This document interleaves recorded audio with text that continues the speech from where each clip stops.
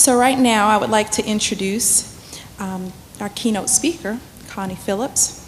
Executive Director Connie Phillips, MSW, guided Sojourner Center from 1994 to 2012 and has been dedicated to those seeking shelter from domestic violence beginning in her college years.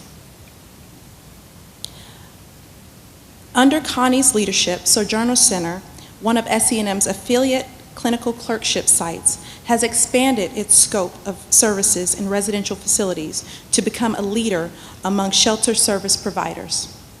Sojourner Center was named Organization of the Year by AZ Business Magazine, and Connie was the Phoenix Chamber of Commerce's 2009 Athena Business Woman of the Year. Please give a warm welcome to Connie Phillips.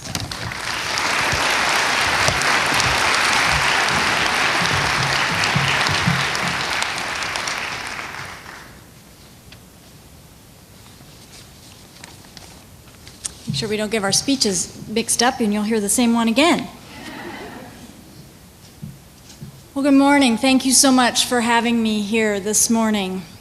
You know, and when I was first asked to do this, I thought, well, you know, I better look up commencement speeches. I've never done that before, and I really shouldn't have done that because it made it sound like far too large and important of a task for me to do. You see, in the next few minutes, I am supposed to engage you, encourage you, entertain you, and give you something memorable. Well, one site did say I should be brief because you really just want to get to the celebration. But it really just sounded way too hard, and I was about to call Dr. Mittman and say, you know, I really don't think I'm the right person for this job. But then I kind of took the deep breath and said, you know, just do what you always do. Show up with all you have, give your best effort, and know that you're just a small part of the unfolding of this universe. And frankly, that may be my best advice this morning. Life really does go quickly. You know, wasn't it just 1985 and I was graduating from graduate school with my MSW? 5 years earlier, my parents had told me, don't get married, you'll never finish your education. And it was such pride that I felt as I stood there, not only having finished my bachelor's, but finishing my master's. And when I looked up into the stands and they recognized the family members and I saw my husband standing there beside my parents, I just will never forget the pride and gratitude I had for him. And so I just really want to acknowledge all the spouses and partners that are here today. It's hard.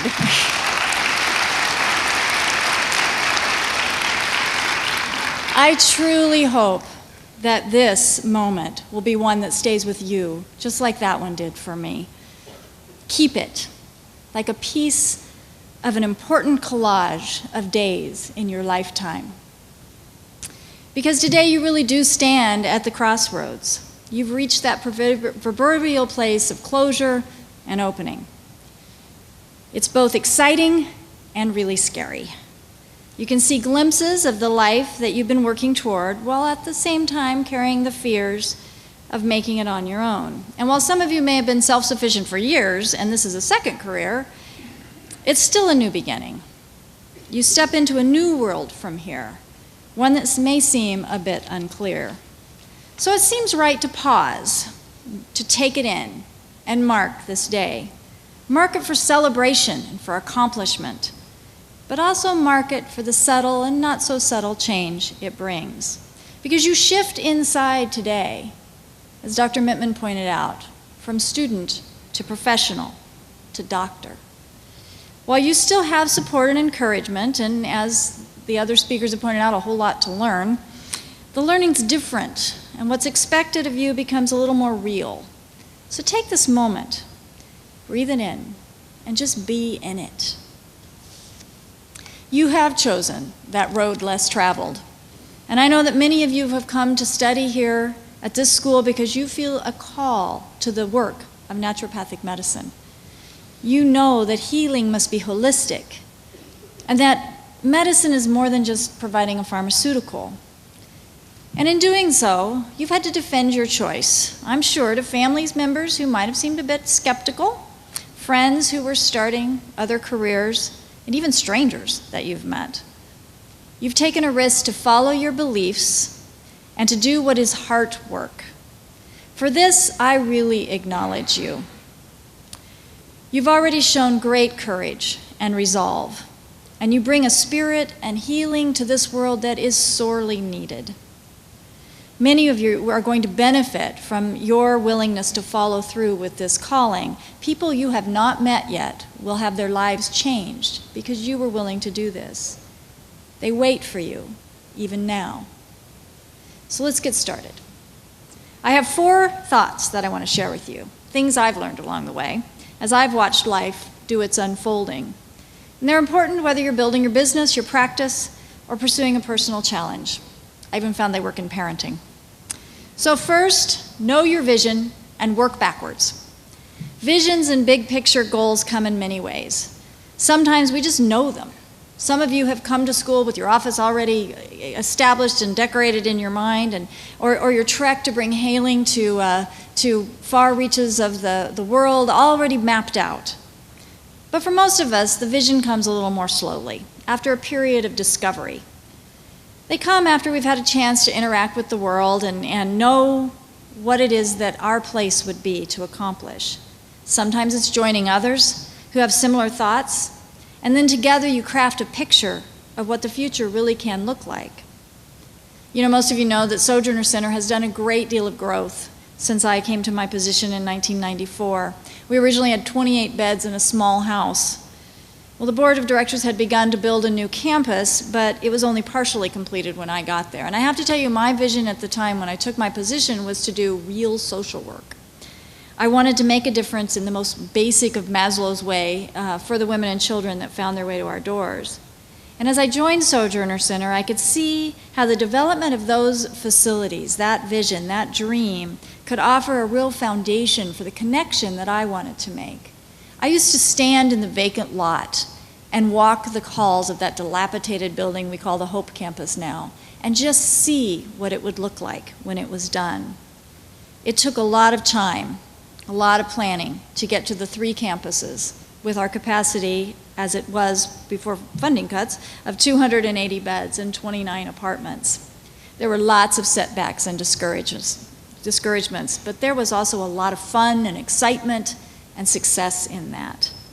Vision followed by a good plan becomes real. Know what you want to create because you're going to live in it. Second, gather a support network. You need a team. And I know they've told you that a lot in school, and I would guess you've had to do a lot of team projects because they do that on purpose to make us see that we need to work together.